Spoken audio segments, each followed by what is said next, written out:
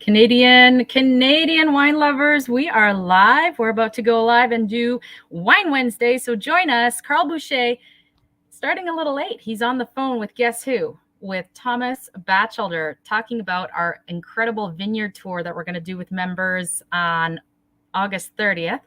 So he'll be on any second. So stay tuned. Grab your Canadian wines.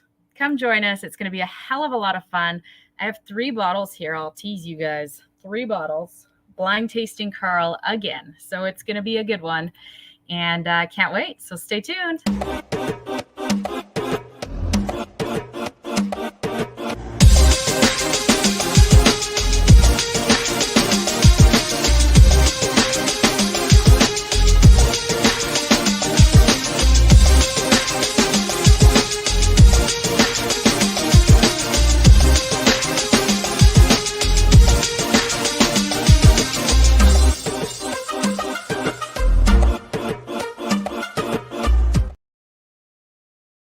Canadian wine lovers, so good to see y'all. As everyone's kind of come in. I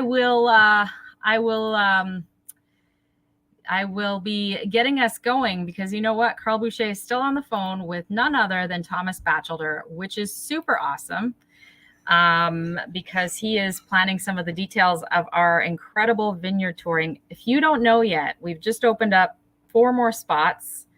It was sold out, but August 30th, if you're anywhere near Niagara, anywhere near Toronto, and you can get to Niagara, you should join us. We have a limo bus full of people, and we're going to be going to the most iconic vineyards across Niagara. It is going to be a lot of fun.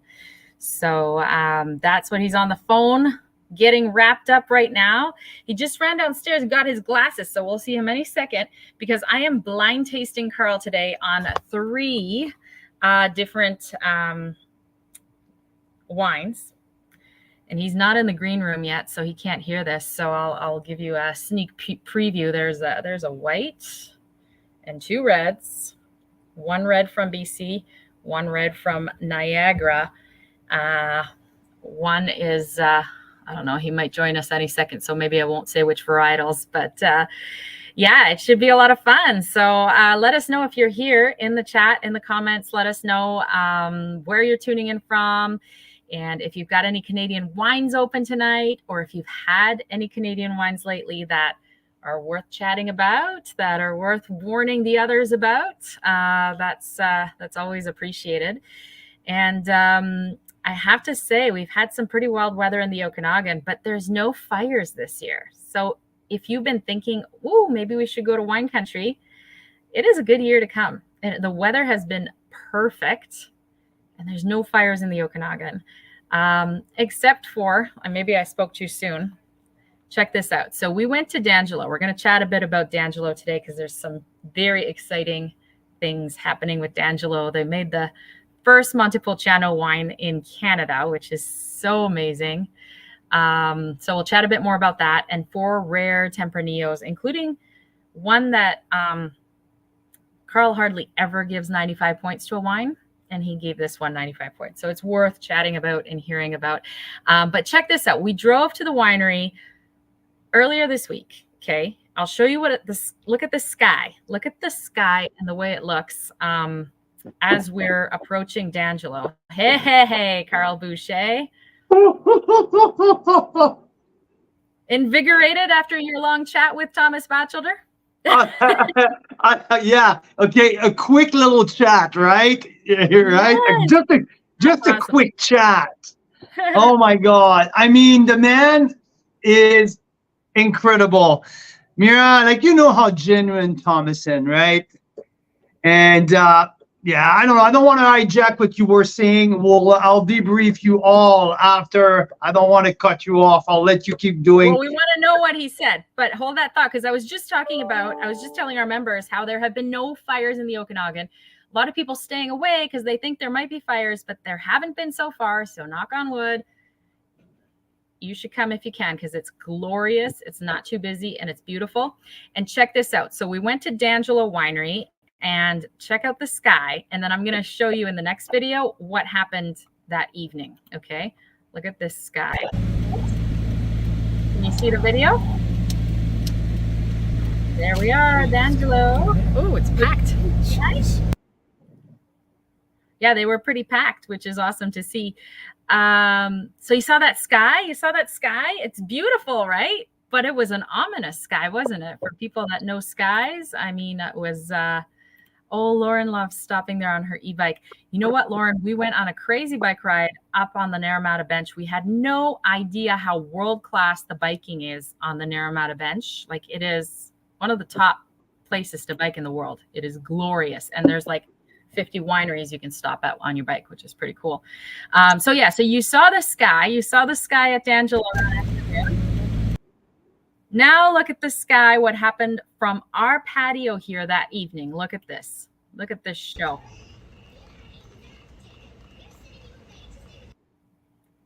Isn't that wild? I mean, oh, I was trying to turn the volume down. So look at that. Look at what's happening in that sky. It was a light show for what, an hour? Oh, at least an hour. I mean, I left and I went to bed, but you guys stayed on the patio for a little bit. But yeah, it was absolutely incredible. Absolutely incredible. As beautiful as it was to watch, we kept thinking, oh my gosh, we haven't had big fires in the Okanagan. I hope this incredible lightning storm does not leave us with fires. And the good and the bad news. So the bad news is there were 3 fires sparked because of that crazy lightning storm. 2 of the 3, my understanding is they're either out or totally under control and almost out. And 1 of the 3 was getting scary. A trailer lit on fire the next day, maybe unrelated to the lightning. I don't know. And it grew to 46 hectares in size in less than 24 hours. But as of like 5 hours ago, it is being held. So as far as we know, thank goodness, that little lightning show did not spark anything major in the Okanagan. And it's glorious. I mean, without fires, it's not super busy.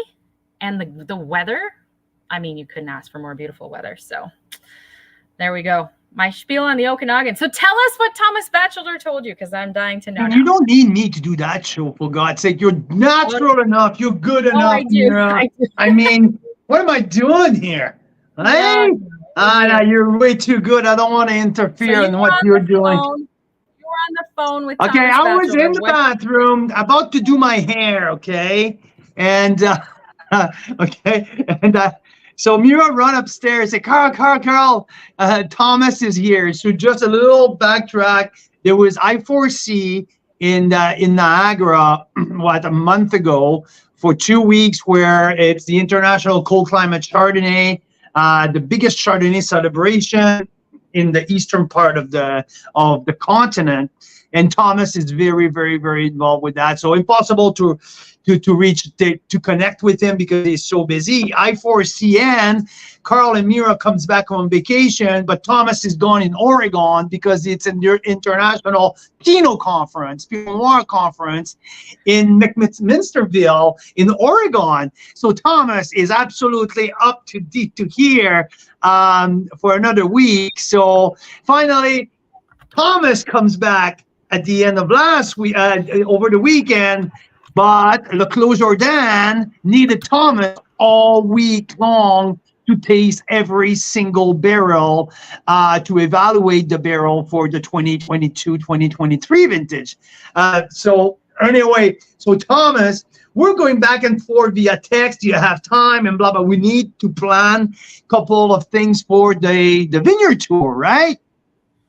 And when you deal with someone like with Thomas Batchelor, you know that he's busy, he's all over the world, he's all over the place, and you expect things like someone say, okay, here's how it's going to happen, this I can't, this I won't, and this is how it's going to be.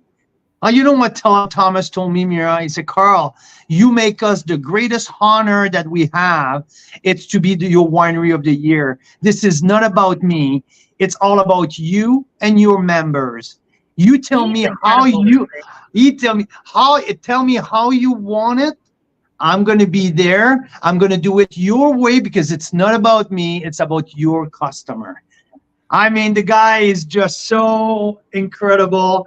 So Can yeah, I we say have. one more thing? That reminds me of something else Thomas did and Mary, because they're both so generous.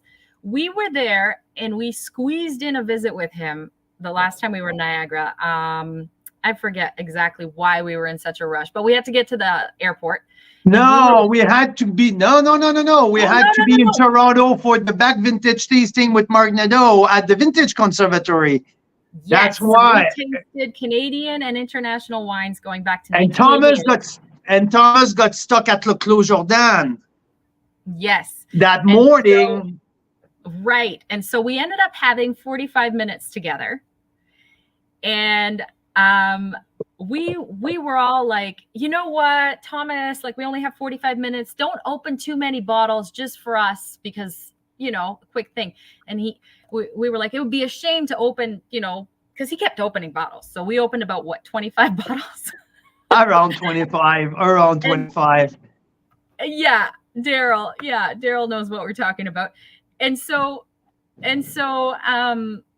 he kept opening the bottles and I was like, well, it's a shame all this wine to open when we have such a short time. And he said, no, what's a shame is if you came all this way to see me and you didn't get to taste my wines. Isn't that what he said? Oh yeah. I love it. And it's incredible. And before we left, he said, whoa. You need to leave with that wine. Bring the wine to the staff or to the people where you're going. So we came there and like we brought, I think it was 18 bottles of Chardonnays and Pinot Noir to the staff at the Vintage Conservatory, and the staff were like, oh my God. So yeah, it was pretty cool. So basically, Mira, we're gonna start in Niagara on the lake. We're gonna start at Bijou. Where we're gonna, like, the first stop will be at Bijou, and after that we're gonna either choose if we're going to Laurie on the St. David's Bench, or if we're going straight to Jordan to do Wismer Foxcroft, Wismer Wingfield, Saunders, and Hanks all together, what he calls the Holy Trinity of the Beamsville Bench. Oh. And we're going to finish at the Bat Cave with a little reception. And we wanted to keep it secret, but we're going to do barrel tasting and we're going to do barrel evaluation for him. He wants to know what people thinks of, some people will taste some Pinot, some people will taste some Gamay, and we're going to split. Yeah. I am happy to be part of a focus group at any winery at any time. If anyone else needs their barrels evaluated, I am happy to volunteer. So yeah, and I'm going to get us some pictures while you're chatting of what we did last Saturday night. That was a crazy thing. Speaking of blending wines. Yeah. So anyway, I'll just, you can get some pictures and I will keep talking about what we're talking, because it was supposed to be a 3-minute phone call and ended up being a 25-minute phone call. But the plan is, that's going to be that. We just we have to make a decision if we go doing Bijou and Laurie, or Bijou and straight back to the Beamsville Bench. He suggested that if we're not going to Leading Post at the very end, that Grimsby Hillside doesn't make a whole lot of sense to go there, because if we want to stay, and I wanted to take our people to the Bat Cave for after, and I said, Thomas, people will want to buy wine. He said, oh my God, you'll let people buy some of my wine too? He said, it's not about me selling wine, Carl, that day. It's just about your members who voted me your winery of the year. I'm not here to sell wine. I'm like, what are you talking about? It's not about selling wine. So we'll, what is that? It's a spam. It was some Bitcoin spam. Yeah. Anyway, so I said, no. It's not only that. That's not that I want to sell your wine. Is I want our members that are in love with your wine to be able to buy some wines. So he's like, oh, okay, but that will be wonderful. And we're gonna, after the whole thing, we're gonna go back. It's gonna have charcuterie at the Bat Cave, and we'll do a little final party at the Bat Cave after touring all day the vineyards. There might be some last minute couple changes because maybe some oh, by the way, he said Greg Wismer will be coming and talking in the vineyard. So at Wismer Foxcroft and Wismer Wingfield. So Greg Wismer, who owns the growing company, who's the grower, will come and explain what it's his philosophy. He's going to reach, if we want to go to Saunders, he's going to reach to, oh my God, to the family to see if they want to come and da la la. So yes, he is all into that project. He said, Carl, you have no idea of the honor that we have. If I've never done that before, I just want to put on a show for you guys. And so yeah, we have no timeline, we have no stop, and so yeah. And so you know what we did, guys? It was sold out. It sold out really fast. And then we called the limo bus company. We said, do you have a bigger bus? And they said, yes, we have a bigger bus. So we got the bigger bus because if worse comes to worse, we have more room for wine in the air-conditioned bus. But now we have room for, let's say, 4 to 6 more people. So if anyone's hearing this and they're like, okay, that's it, I'm coming, we got a spot for you. Yeah, so we're gonna do pickup, start at Niagara on the Lake, and everyone coming back to Niagara on the Lake after. So that's what the limo bus.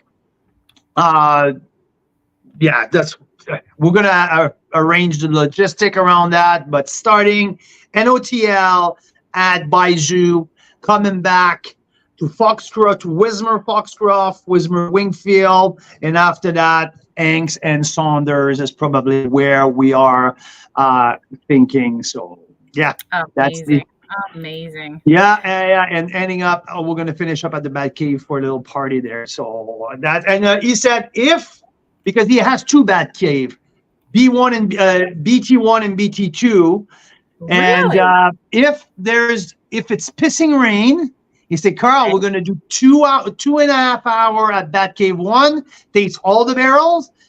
And after that, we'll go to Bat Cave 2 to spend another 2.5 hours there and taste the other set of barrels.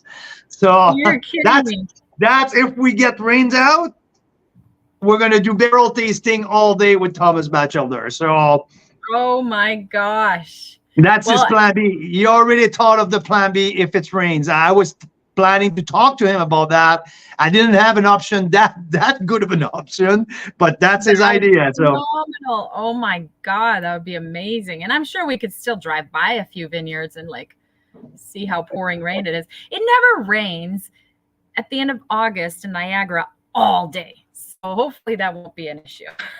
Yeah. So we got that line up, and we're just going to send him an email, Mira, you and me, and the next day or two, and we'll go from there. But I was excited, awesome. And now I am absolutely beyond myself. I can't fucking wait. It's going to be so incredibly amazing. That's freaking amazing. Like really amazing. Yeah. Yes, Daryl, we will have St. Catharines pick up, especially for those staying at the communal wine home. We did a VRBO with a few people, but won't be a thing. We'll be high and dry in the vineyards. I agree, Mike. I don't think there'll be pissing monsoon rain all day that day, but if there is, no matter what, we're gonna have a blast. So yeah, exactly. So that's for day 1 of touring, and day 2 we have confirmation of our 4 locations now, starting at Stratus Vineyard at 10 a.m., going to Fair Rocks for lunch and tasting After that, going to Big Head, where Jacob Lipinski himself will give us the full tour of the new facility, and we're going to do blind tasting with the Big Head portfolio. And after that, we're going to end the day. Tastings. Yeah, we're going to end the day at Bellaterra for our blending session with Marcel, Lou, and Fred DiPorfrio, winemaker at Bellaterra. So our 4 stops for the our winery touring Niagara on the Lake 2024. I mean, it's going to be an epic 2 days for everyone who's joining us. I'm telling you.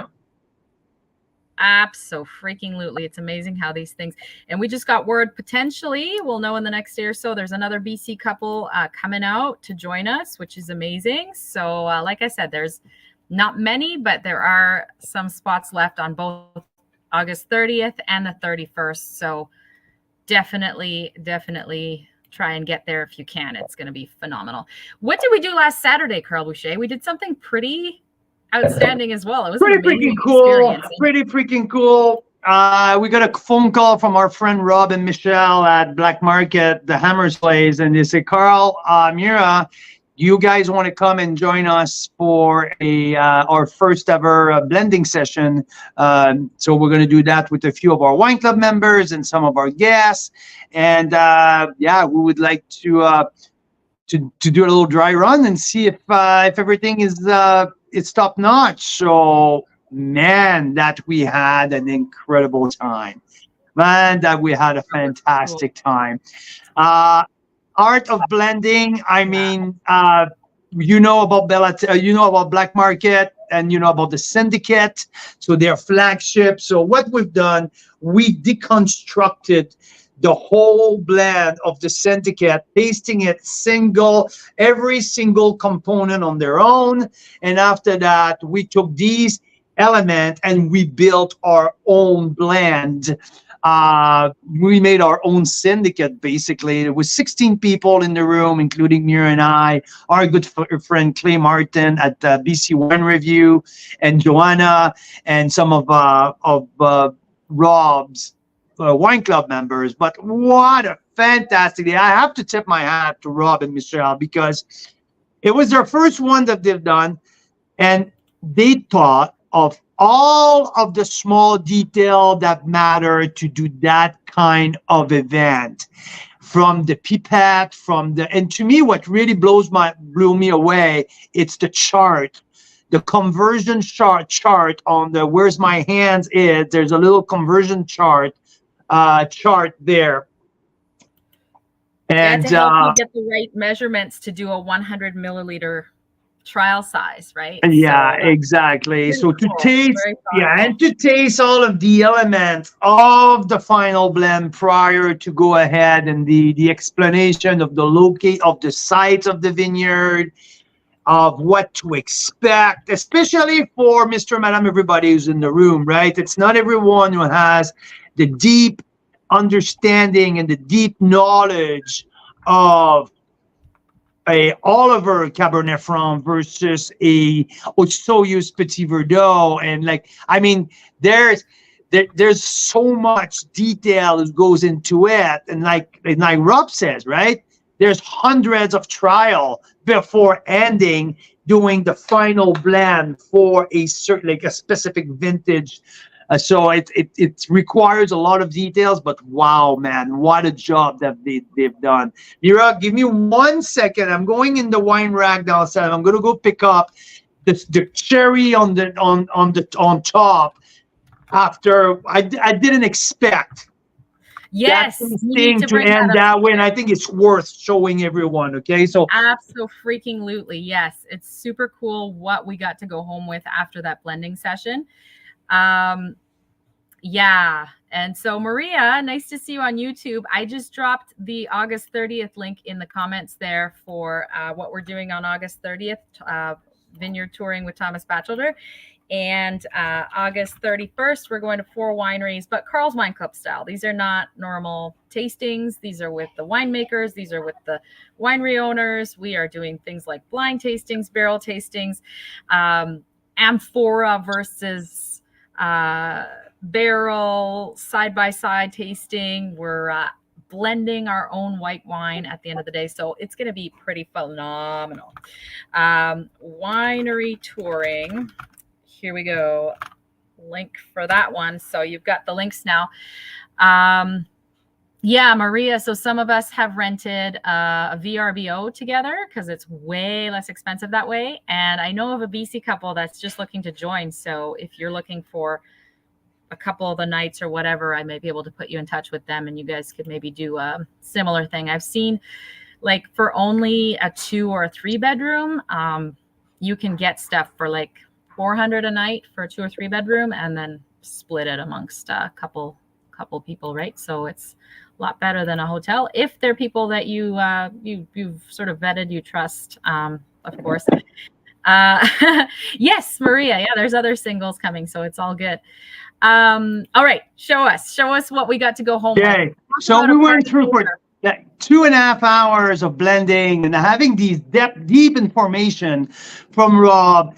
I was so generous to the crowd with all of the knowledge and all of that. And at the end, I'm like, wow, this is absolutely fantastic. I got my sheet with my percentage, all of that, like thinking this is for me. And where often we go, he's like, no, give me all your sheets. Now I'm going to make your wine.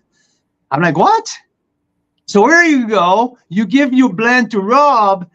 And while you go back in the winery at the tasting room and taste more of his wine after the session. And the food, they have some amazing food. And he made the wine that you've designed during that seminar, fill up the bottle with your own blend, sign the bottle and your name on the bottle, and he send you home with your own syndicate.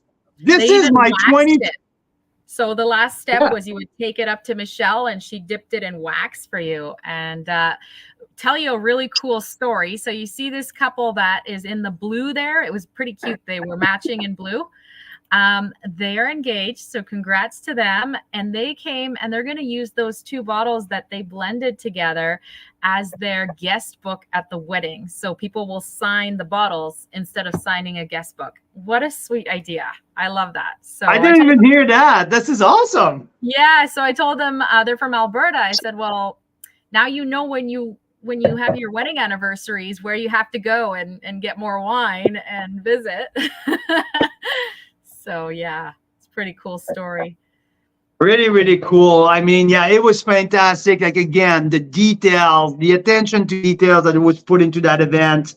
And I think like Rob charged something like $75 for this incredible event. I mean, and you got to go home with your own bottle that you made.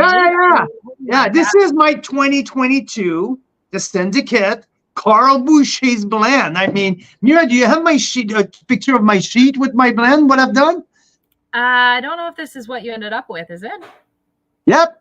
Yeah, exactly. So 35%. So I had basically 50% Merlot, 35% of the Conviction Ridge. So the Calydon, the home vineyard, I had 15% of Merlot from Soyuz. So Merlot from Mythology Vineyard.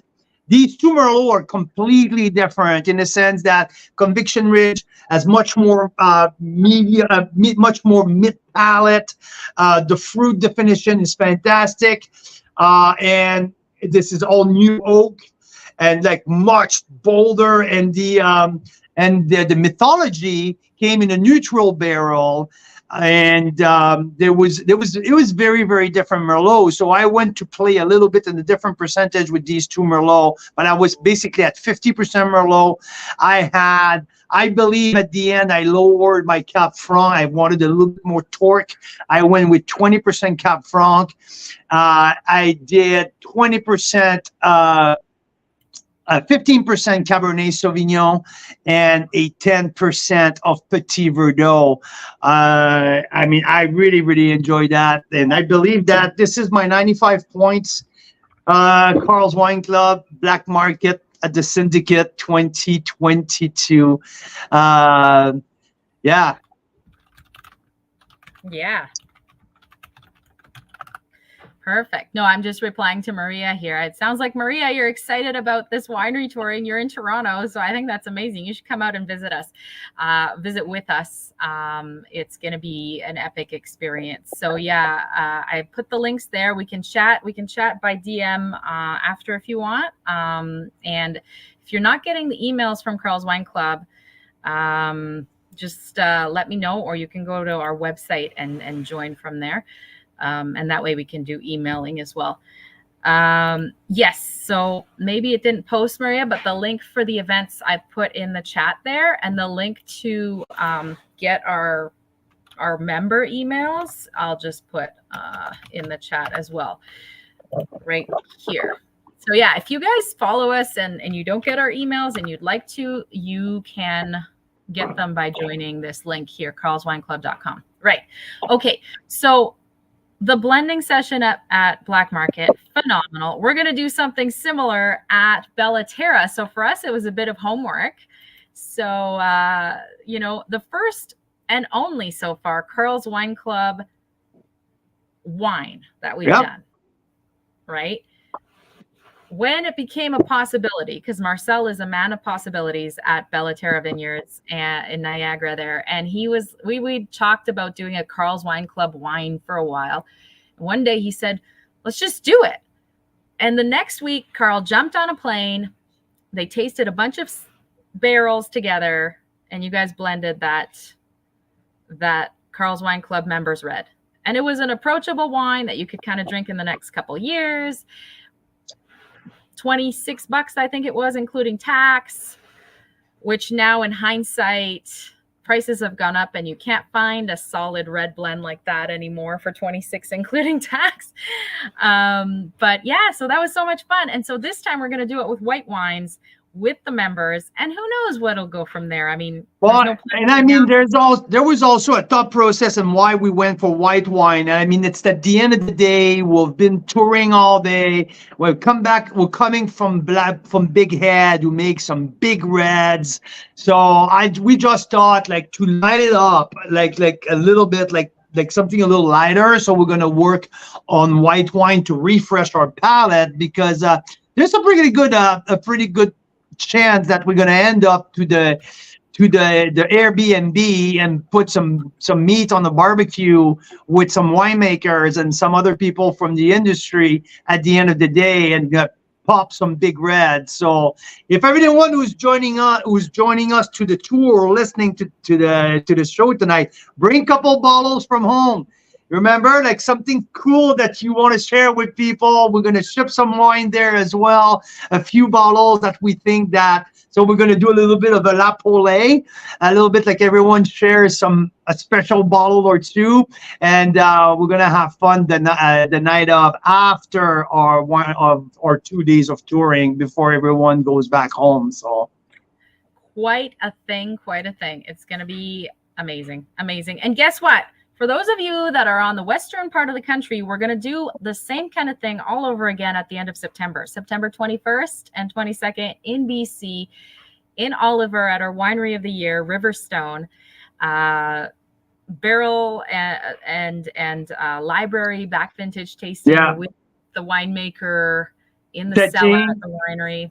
Yeah, owner winemaker Ted Kane is going to take us for a back vintage tasting of some of his key wines that he's been holding for a long time. And after that experience, we're going to go for a progressive tasting. So every place at the winery, we're going to go around from different spots in the vineyard and like all around the property with different sessions and different stations around the property.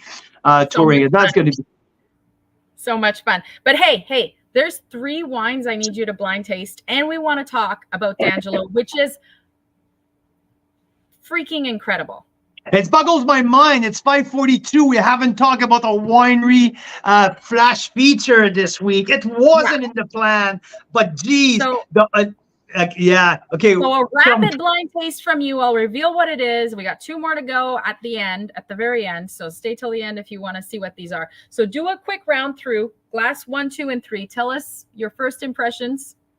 Well, I mean, the first one, the white one is a Riesling. I mean, there's no other way to go about it. It's a Riesling.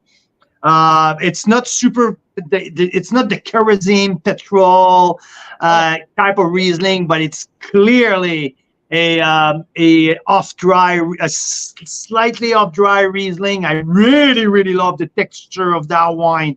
Super soft, a hint of residual where it makes it like super approachable. So that's a Riesling. I give that Riesling at least a 91 points. I love that Riesling a lot. And it might be something because there's such a beautiful texture. I'm expecting something more close to the $30. Really complex. So that's my take. You tell me if it's a Chenin Blanc or if it's a freaking Sauvignon Blanc. I've been so off last week that I'm not sure of anything. But Riesling is my choice for wine number 1, and it's at least 91 points. I would say probably 91 plus. It's very delicious. I love my Riesling with a little hint of RS. Yeah. To me, it takes the austerity of the grape away. I love that. I'm a big fan of what I have in my glass. Okay, you said 91 plus at least, and you said around $30 would be your guess on the price. Yeah. You ready for this, guys? Wine. Ready? This is in our Alfred Cellier. Alfred, if you guys haven't heard us talk about this, one of our members helped start this in Quebec, and they convinced the SAQ to let private wine collectors trade wines between each other's cellars and buy and sell their wines. So you have your app with your cellar and all your wines on there, right? You scan them and put them in, and then you can see other people's cellars, and you can legally say, I'm going to sell 6 bottles of this, and someone can buy it down the street from you. Pretty cool. Okay. So that first wine, are you ready? You ready for the review? Yeah, go ahead. It's the Wild Side by Fred Wines. I love that wine. I knew it. It's a Riesling. You've tasted this in a previous vintage, maybe? This is 2022. It's 22. I don't know if I tasted this one or a previous one, but yeah, I love that. I love that wine. Hey, this is Fred's wine, Fred Dupufrio. Okay, and guess where you were on your price point? Okay. You were bang on. It's exactly $30, including tax. So bang on. There you go. So 91 plus. I really love that wine. Super soft. So yeah, bang. Whoa, that's a good start. That's a good start.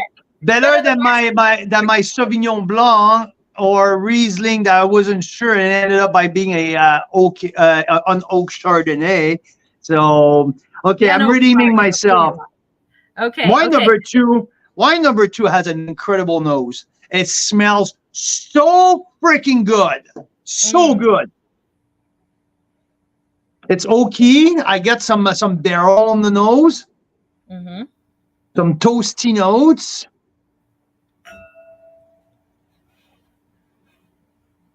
I'll be tempted to say it's Cabernet Franc. So that would be maybe one of my guess here. You're on a roll. Is it? Yeah, wow. It is Cab Franc. I'm pretty sure. No way. Yeah. I have that Black Forest cake, and it rarely lies to me when I get that nose, that cherry wood. So yeah.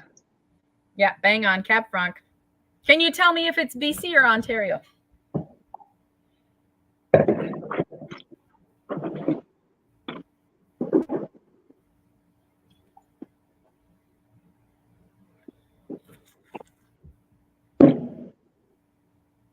Oh, it's BC. How come? There's a little bit more coffee on the back palate, and the spice is a little bit more on white pepper. So I'll say BC, South Okanagan.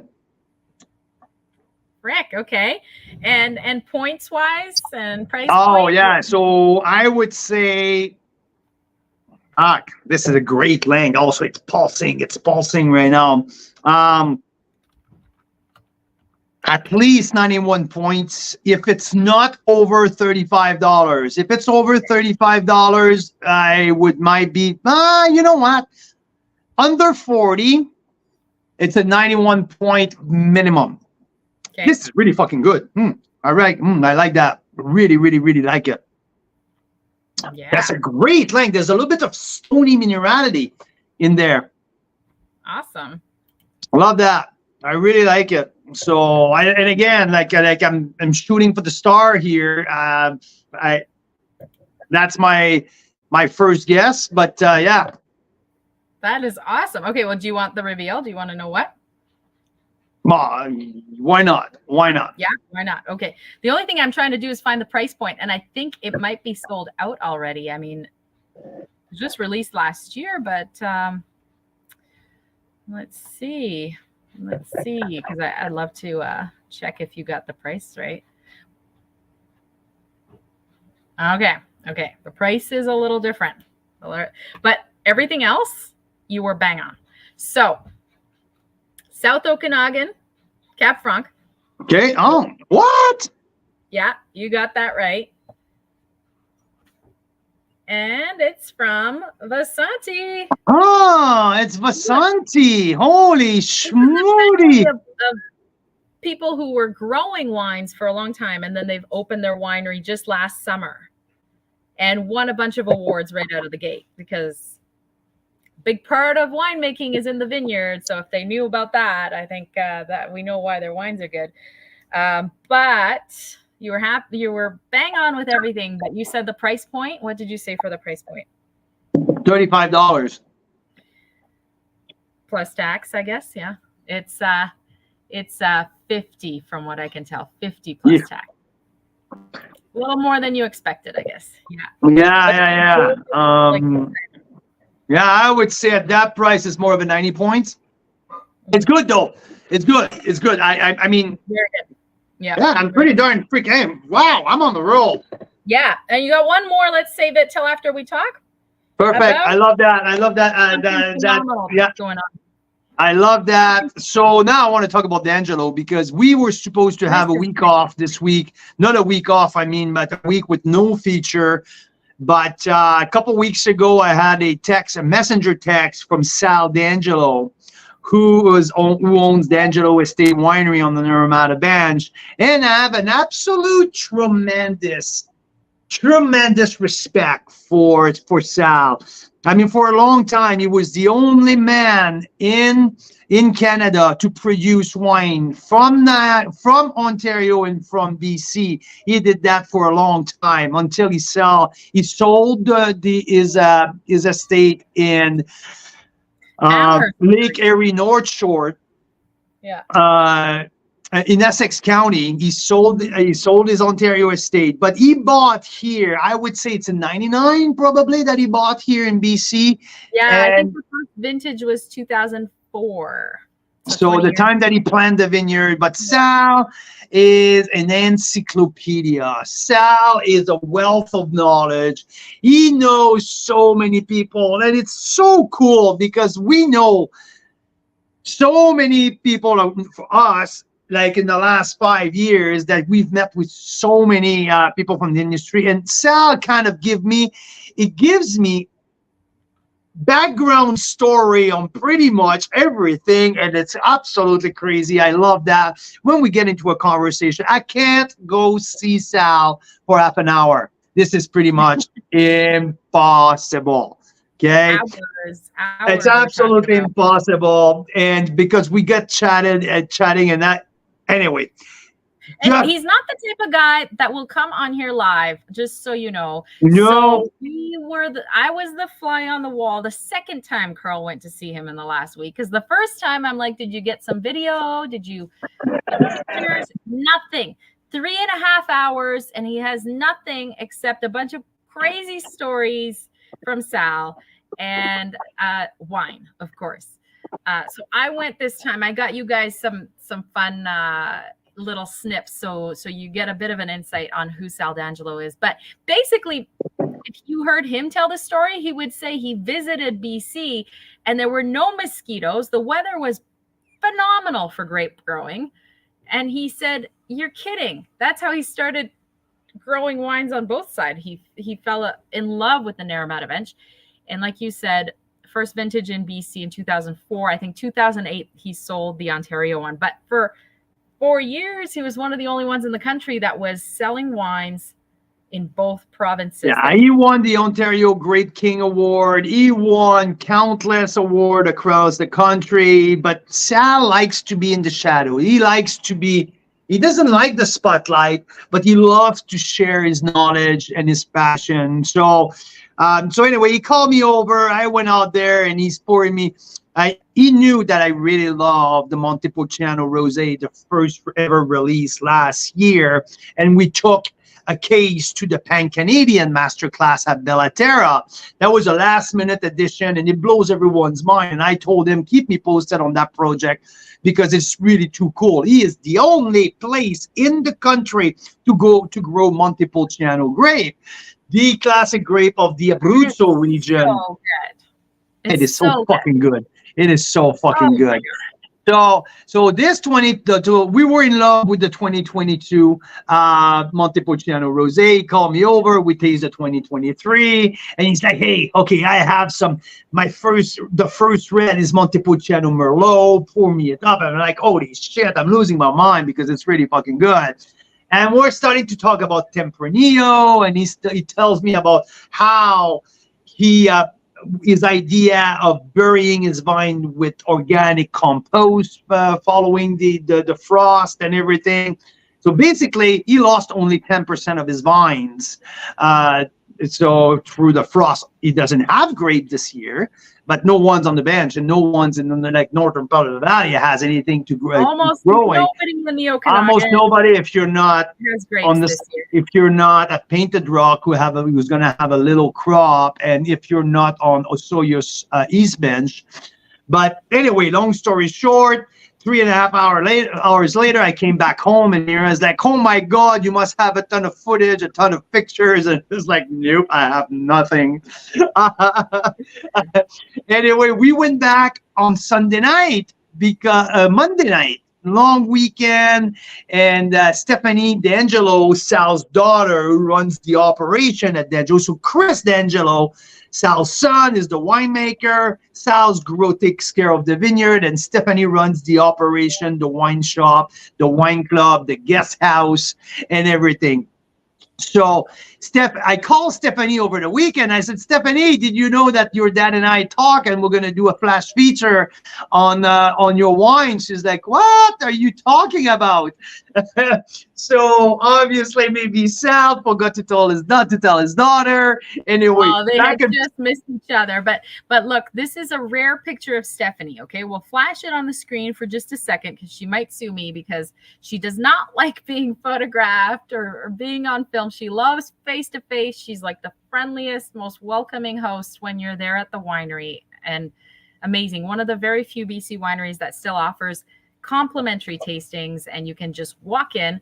And but here's Stephanie on the left there, and Sal in the middle, and then Carl's making that face because he's just blown away. Like, that's the face he made half the time he was there. He's like, "Are you kidding me?" That's true. That's true. We put out a couple of back vintages of Tempranillo. And so 2013, Tempranillo, estate grown on the Naramata bench, was amazingly fresh and so impressive that we put together 40 pack of 4 bottles of Tempranillo and 1 bottle of Montepulciano. At the end of the day, the pack looks like Tempranillo Rosé, Montepulciano Rosé, both of the 2023 vintage. Just not even released yet. It's not available on their website. If you walk there for in-person tasting, you can taste them, but it's not available anywhere. 4 of the 5 wines we're featuring this week are only available to Carl's Wine Club members at this moment, unless you're willing to drive out to the Naramata bench and chat with them and sweet talk them into letting you have some of their wines from the winery, because I think they're available at the winery. They're not necessarily released at the winery yet, right? No, they're not, because they're tasting right now the Viognier, they're tasting the Vino di Casa, they're tasting the Sette Copa. They're yeah. Oh yeah. I'm not saying that they're not, but we wanted to focus on something very niche. And so now we have the 2 rosés, brand new, not available anywhere. Montepulciano rosé and Rosalina. The Rosalina is the Tempranillo rosé, and $22 for the Rosalina. So $22. Are you kidding me? Tempranillo rosé, fantastic. And now, say, okay, where the idea of Tempranillo came, it's because 2 years ago, when Lou Puglisi and Marcel Morgenstern came to the Okanagan for the first time for the Black Market Party, from De La Terra, for the Black Market. Fred DeProfio. Yeah, I took them to see Sal, because Sal is a Ontario and they all know each other. So we went to spend an afternoon with Sal, and Sal went into the barrel room at some point while we were talking, and he came back with a glass of fortified Tempranillo. So for people who don't know what fortify is, it's port style. So the fortified means what then? It's got what, brandy in it? Brandy in it. Then the brandy was made from the Tempranillo grape skin that it was sent to the distillery across the street from D'Angelo.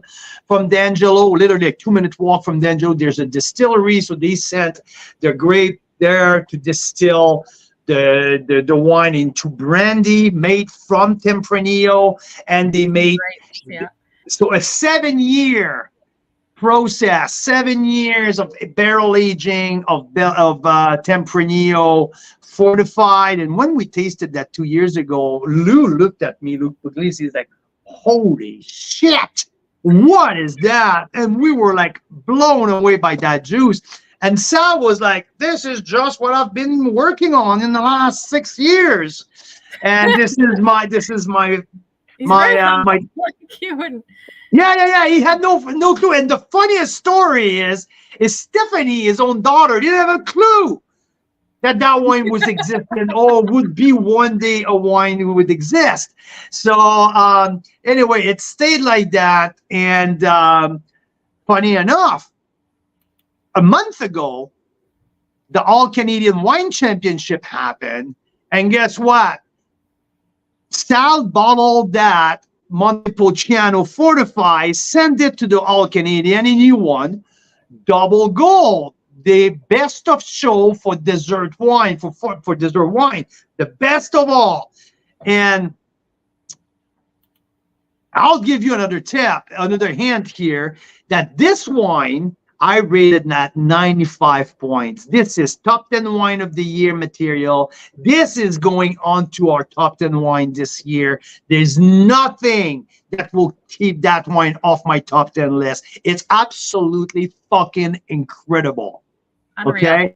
Unreal. A dessert, a fortified wine who's light on his feet, where is that freshness. It's an 18.5% alcohol.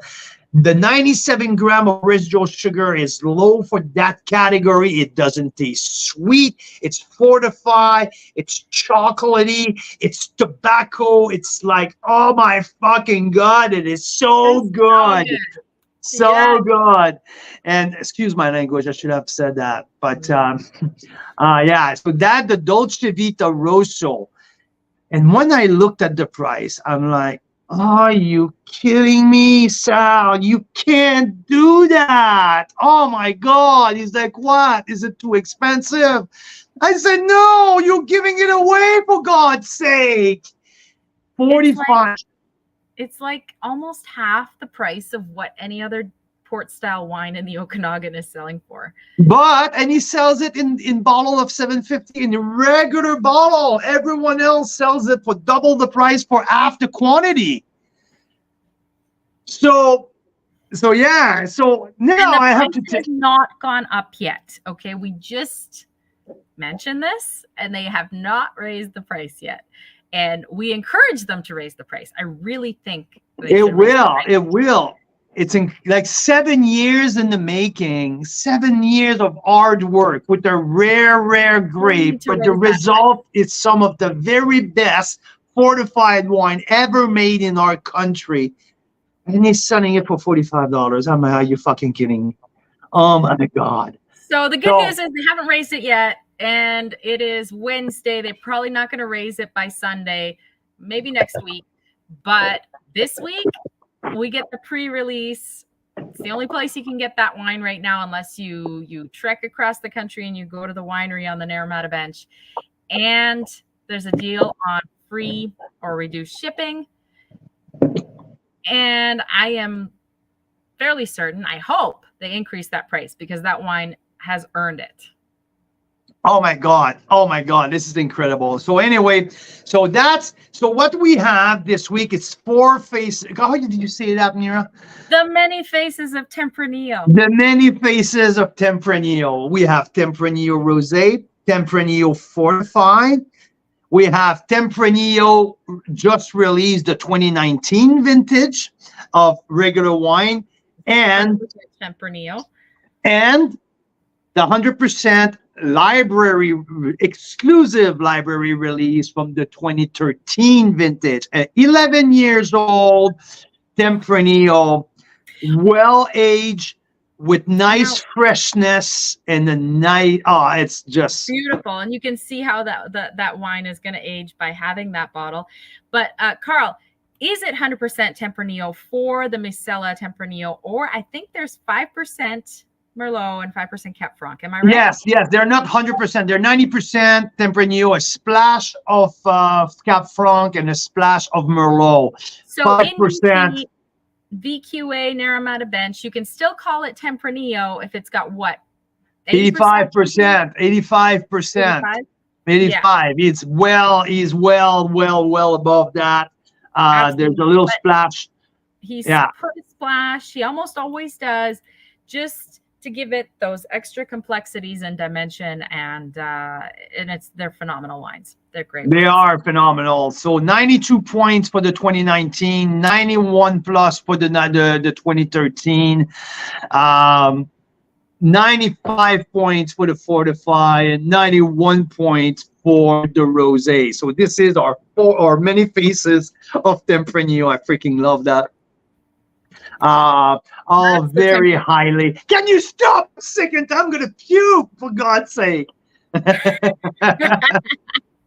Can't move your head that fast. Oh my God. So well, all five of them. Okay, those are the and 5. throw in that a Montepulciano Rosé, and we have a very exclusive, very exclusive pack of 5 bottles. There's only one that you can find online. So back vintage, fortified, rosés, regular release, and Montepulciano. So if you're wondering what we do with Carl's Wine Club, that's something like that. Something very unique that it was not planned in our schedule at all. And one phone call away, and we're like, let's go. Let's dive in. It's just too freaking cool. Okay, so you were talking about wanting to puke because I kept changing the pictures. You have to move your head. Okay, this little 2-minute clip I have to show you guys. It's a little bit wonky like that because I'm trying to film myself, but there's something else at D'Angelo when you go that's really special, and it's truly family run. So that's one thing I have to say. It's Sal D'Angelo founded it. His son, Chris, is the winemaker. His daughter, Stephanie, runs the winery. She's going to, be there with you at the tasting room, helping you taste all the wines. And his brother, Danny, runs an amazing panini truck on site making these beautiful fresh paninis. So I have to show you that. And then I have a crazy story about that. And then we're going to hear from Sal D'Angelo himself, just a couple clips so you can see what it's like to be a fly on the wall with Sal. And I got to say, Carl, Sal is not the type of guy that goes online. I don't think he has like internet where he is. No, he does. He likes to reshare my posts. He always does. Okay, so but he's not the type of guy that's going to come live. We've tried. No. He said, "Hey, young man, this is not my stuff. That don't." Yeah, so we're going to play a couple clips for you so you get a feel for this amazing figure in the Canadian wine industry and what he's all about.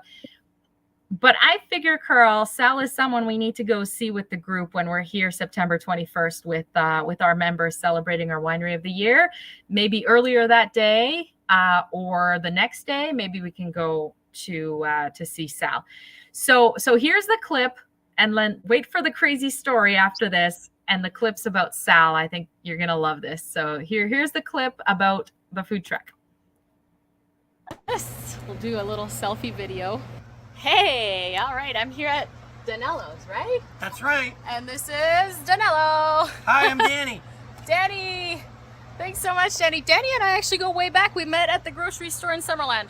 Yes, what, like we 2 did. years ago? Yep. That was pretty fun. That's pretty fun. Well, thanks so much. Oh, you're welcome. What's this one? This one is the prosciutto cotto. Prosciutto cotto. Okay. They look phenomenal because they're super, super fresh. You also just gave us a like a charcuterie board. A little bit of meat and cheese, some salami, prosciutto, and goat gouda. Yeah, and it was really, really, really good because it was so fresh. That's so wonderful. Such Yes. great ingredients. So thank you so much. Oh, you're welcome. Thank you. What's And this here's one? the formaggio. Formaggio because I like cheese. Yeah. That's awesome. Thanks, Jenny. Oh, we you're really welcome. appreciate Thank it. you. Oh, it's too good. And Too good.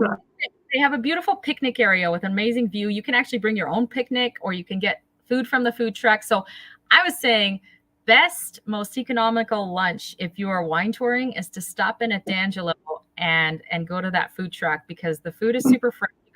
So here's the crazy story, you guys. Okay. This is like a Darman type of story. Okay. Karma. So I was totally taken aback. So, he goes every day from the near Meta Bench all the way to Summerland where Carl and I live on the other side. It's a good 20 minutes each way, right? Oh yeah, at least. He goes almost every day because it's More really than that, Mira. It's half a day. It's half an hour. It's half an hour. Yeah.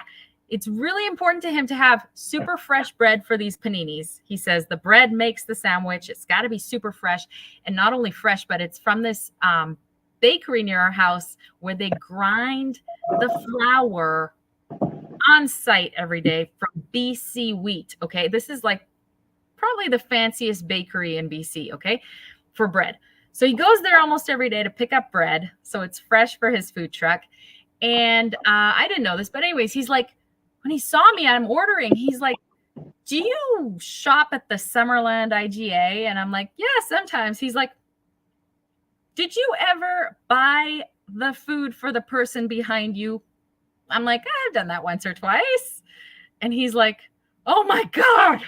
He's like, I've been looking for you for like 2 years to say thank you because I forgot my wallet in the car that day. And you bought my like chips and drink for my kid that I was in a rush to pick up. And I'm like, oh my God.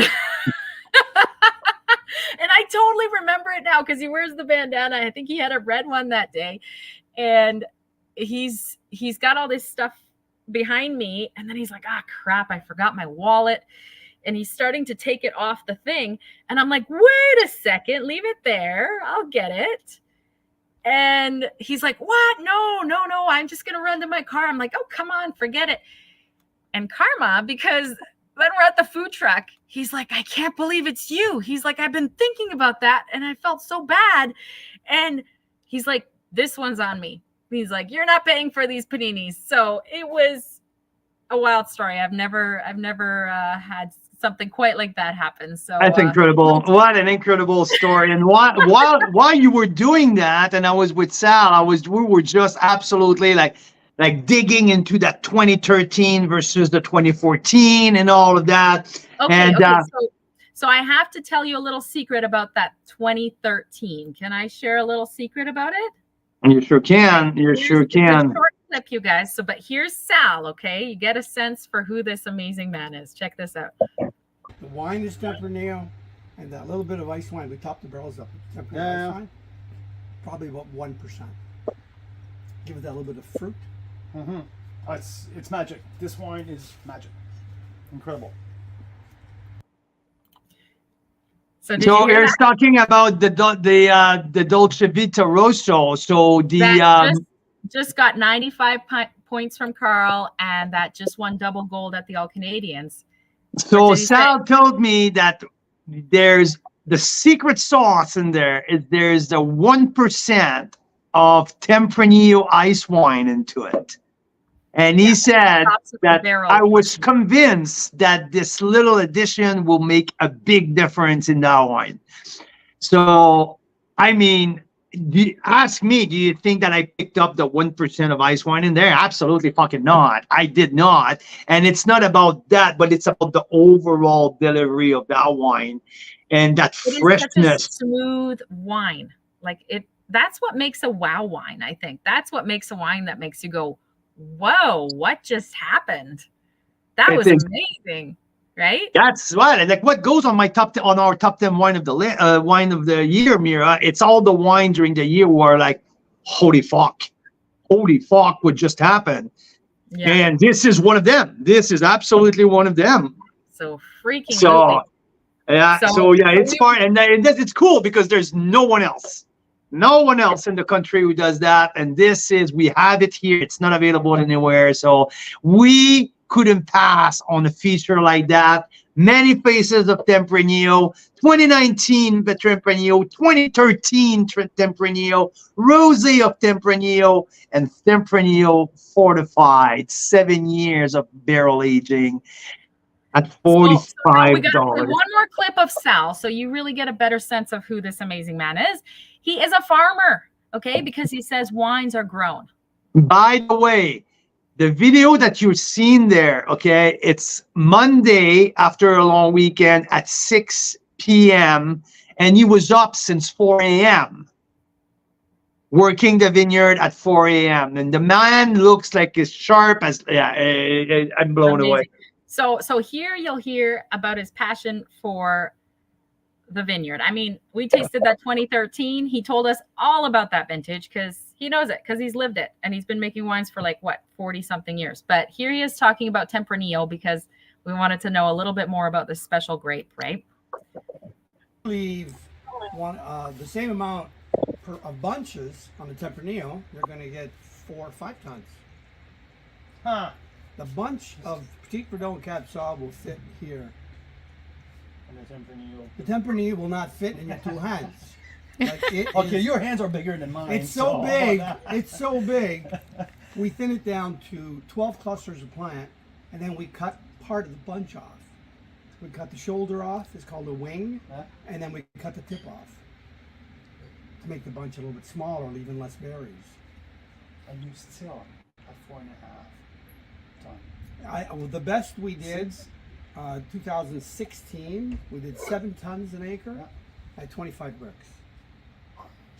Which year? 16. 16. I know, I remember because I had to sell it off.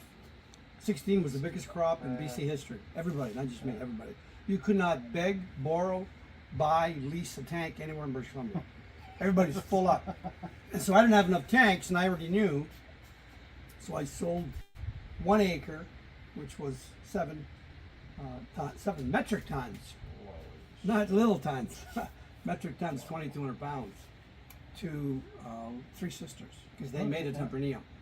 And in the spring, he came back and he wanted to give me a long-term contract. I said, you don't understand. The exit is right over there. That was called a one-off. And since then, I have acquired many tanks. Never happened again. That's the situation with Ontario are right now. There's so much fruit available. Which is why their price points are less. And you know what? If it continues like that, we're going to have another huge. they are settling right now for another huge crop. That's Carl giving the cross country intel, because it sounds like in Ontario they're having a great time with good crops the last little while. But yeah, isn't that wild? Like his knowledge, you can see his passion, and I mean, this is stuff that he doesn't read in a book anymore. It's 40 something years of real 14-hour days in the vineyard that gets him this. That's incredible. what we call the real data. Yeah. He Real just life data. Yeah, But, I mean, it's a special one. He comes from Italy. He told us some amazing stories of going back to Italy, and I mean, with his great grandma and everything. Everybody knew his great aunt or his great great uncle or everyone on the street was like, "You look like a D'Angelo," you know. So Yeah, and Rosalina, the name of the Tempranillo, the Rosé Tempranillo, is named after his grandma, which is Rosalina. So yeah. Now, a living encyclopedia here with Sal D'Angelo. Lots of everything. I mean, the wines are world class. Everything is estate grown. Everything. Like he doesn't put anything. 10 acres he's got? 10 or 8 10 acres. 8 acres planted. I think Tempranillo, Montepulciano, Cabernet Franc, Petit Verdot. He was the first one to plant Petit Verdot on the Armada bench, and everyone was telling him that he was fucking crazy. And guess what? 15 years later now, he planted a little bit more, and he's going to do single bottle Petit Verdot coming in the next couple of years, because now the plants are full maturation. The climate change, the warmer temperature allows him to absolutely ripe Petit Verdot in some instance. So I mean, the man was a visionary. The man freaking had conviction. The man had belief. The man is not taking a no for an answer, is doing it his way, and he believes in what he does, and the juice in the bottles are freaking fantastic. And yeah, I mean, if you want a little pack of passions, a pack of, I mean, history, that's the D'Angelo pack this week. 5 bottles. 4 of Tempranillo, 1 of Montepulciano, the only 1.5 acres of Montepulciano in Canada. That's and why available as a wine? Who knows? Someone might have some Montepulciano in the yard. But yeah. Maybe by telling you they don't have too many. No. This is the first and only at this point, and it is freaking well done. Like, I am so glad he did such a great job, because how anticlimactic would it be if we had our first and only Montepulciano wine and we went, it's got some room for improvement. No, this is a world-class version of it, and you got to get your hands on it. I mean, it's just so special. It's amazing. You got that right. So how about you give last wine that I'm blind tasting you on, Carl Boucher, in the Alfred bag here. Let's guess what this is. I mean, this is dark. This is dark. I would suspect that it's a blend. Okay. It's not 100% varietal. I'm not great at blind tasting you. You got to blind taste me next time. I cannot remember what I put in the bags. I'm checking now. So it's dark. It's a blend to my opinion. It's very young because there's a boatload of tannin.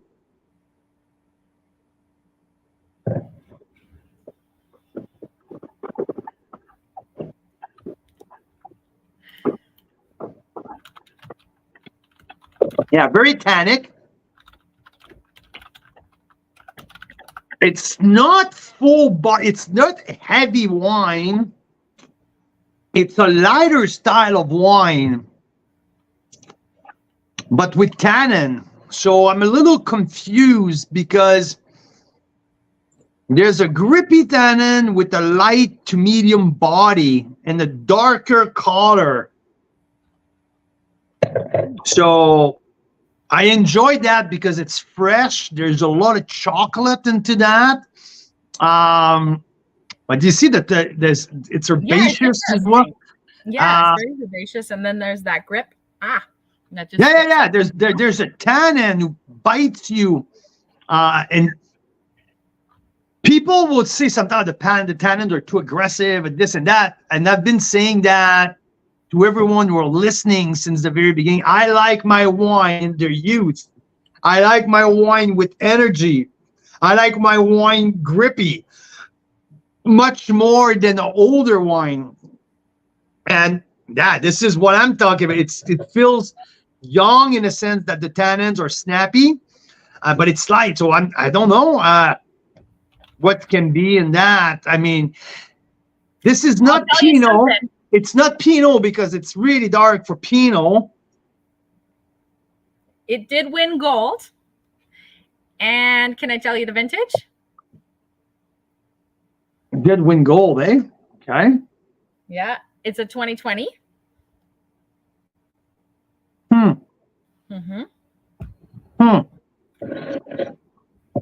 Okay. So, but it won gold 2 years ago.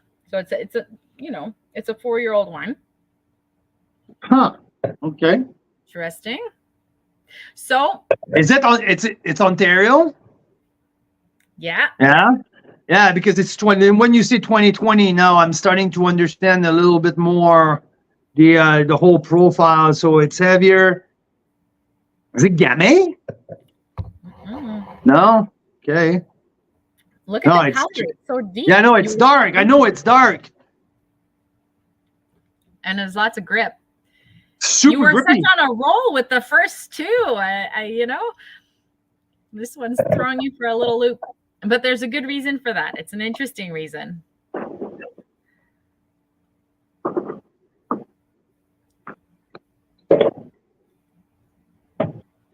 So it's Cap Sauv, Ontario? Cap Sauv? No. You're all over the place. Well, tell me first, without trying to guess anything, because that's not the point of this. I'm blind. No, I know. I want your opinion about the wine if you know nothing about it. Yeah. Well, the whole point is to explain my appreciation of that wine, and I described it that it's kind of lighter but grippy. Yeah. There's great fruit flavor, a little bit more on dark fruit. Chocolate, a little bit of herbaceousness, and long tannin. So from there, if it's 2020 vintage, right? So if it's Ontario 2020, they tend to be a little higher. So I would say probably they charge $40 for that wine. And I actually don't think I have the price point. I'm not sure it's on the market right now. So is it a blend or is it a single varietal? Single varietal. Single varietal. Yeah. Yeah. 90 plus. Okay. Solid. So I don't know. I don't see it right off the bat on the winery's website. I see it on a retailer's website for $40, including tax. So okay. You weren't too far off on the price concept. Are you ready for the big reveal, you guys? Yeah. Please. Hey, Jeez. This is pretty cool. Daryl says Merlot. He's got it. I'm pretty sure. I got to double check myself. Yes, it's a Merlot. Okay. Okay. Just by hearing it, he knows. He's the wine whisperer. All right. So that's the Dean's List, eh? We talked about this last time because we tasted one of their balance wines from Niagara College. They have a teaching winery at Niagara College, and they make wines every year. And they have a balance line, but a brand. But they also have sort of a higher end one, I guess, that is the Dean's List. And it's pretty fun because they have like a report card on it. And one of the people that signs off is the winemaker, but the evaluator for all of these wines is Tony Aspler, who publishes his, sort of his tasting notes and his scores about these wines on his blog. And yeah, what's amazing is that it supports the students, both because they are making wines that they get to, showcase to the public through the teaching winery, but also all the proceeds go back into the teaching winery and help them. Like they're about to build more facilities there and expand the programs and just offer more enriching experience for the students. So yeah, Daryl guessed on Carl's description. That's awesome. Daryl, the only thing we need to do together on blind tasting, I describe the wine, you tell people what it is. I think it's a good team, right? So we're up to something, my friend. We're up to something. Yeah. So there you go. Our 3 blind tasted wines. Way to go, Carl Boucher. So Darren and I together found the wine. So that's awesome. I love that. I want to do it every week. I mean, it's just give me a pure interpretation of what I'm drinking without any bias. So I'm 2 out of 3 though. That's pretty good. Well, I mean, you got like 80% of the other parts. Like you got a lot, and really it's not just about you guessing everything. It's just, we want to know what you think and your score and your idea for a price point. It's kind of fun and interesting because, guys, I see this every day. And that's why I trust this guy with my wine 1000%, because most of the time he's bang on the price. He gives a score that I go and look it up. If anyone else has scored it, he's usually within 1 point of anyone else who scored that wine. So yeah, pretty special palette over there with this. Thank you. I mean, these were 3 fun wines. I really enjoyed that. But that said, what I want to say is there's no pressure, and he's human. He's not a wine saint. No. The only thing that I want to accomplish is to be through, like really honest in my description and in my score, so we can serve our members with authenticity and with really honesty, and it's not a sales pitch. Transparency, that's what I was looking for. You don't see in, not that they don't mean to be transparent, but you just don't see it. Like anyone else who scores wines doesn't go live and do it to do it, right? And this is all about that. This is not about my my status. This is not. It's about to give the members the true reflection of a palate of someone's been tasting wines for almost 30 years. And this is, that's what we do. That's what we do, Mira Boucher. Yes, it is, Boucher. It's pretty fantastic. So fun chatting with you. Thanks for sticking out with us. It's fun because when we go way over our usual hour, more and more people join. I know. We aren't on between 5 and 6 Pacific, so that's really great to see you guys. Daryl, you're still here, which is awesome, and he's mentioning the Wine Folly videos. These are fun videos. Maybe we should try with Canadian wine. They on Wine Folly, she describes a wine, and then everyone tries to guess what it is, and then the next day they.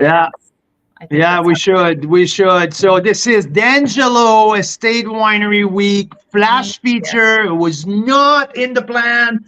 We just went and rolled with it because the offer was incredible. 4 wines not available anywhere, plus a regular release. So 4 faces of Tempranillo, 4 different style of Tempranillo, and 1 Montepulciano. D'Angelo Estate Winery on the Naramana Bench, 8 acres of estate fruits, and we have the cream of the crop of Tempranillo this week, including a 95 points top 10 wine of the year material, fortified, hot. Yes, absolute fuckingly. So there you go. Sal D'Angelo, Stephanie D'Angelo, Chris D'Angelo.